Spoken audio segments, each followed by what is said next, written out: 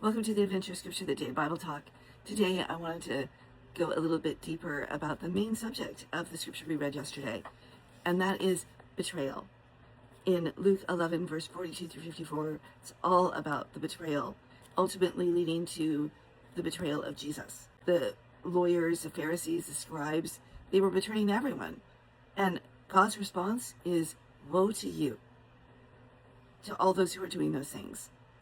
I am someone who has been betrayed many times, and it really helps to know that God despises betrayal and that He cares. He cares that I was betrayed. He's there with me. He wants me to come out a victor and not stay a victim. But the first thing to do is to let down the walls, because when we've been betrayed, our trust has been torn apart, just thrashed, we put up walls automatically to protect ourselves. But when you have walls up, the bad can still get in. It knows how to eke in through even the smallest crevice. And then like a bee that gets into your car through a little tiny hole gap in your window, rattles around in your car and can't find its way back out. The good can't get in. The bad still does. So you've got to pull down those walls so that the good can come in. I'm willing to let those fiery darts be taken out. Sometimes we've made the fiery darts part of our identity because that feels safer.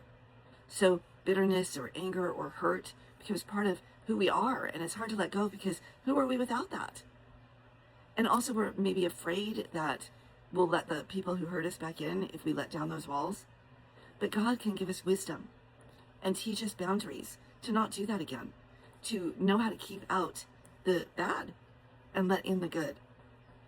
Having discernment in who is going to be healthy for us and who isn't, so that we can move past this. But if you find yourself rehashing the same thing over and over, you're not just venting to get that healing, to get that validation and letting that validation in and working through things, but you just keep rehashing, then know that you are not letting those things go. Look deep and talk to God about letting them go, because He wants you to be the victor. The thing is, we can live in being rejected, abandoned, deceived, lied to, or we can let that go and know that we are someone who is loved beyond measure because God says so. And that's really who we are.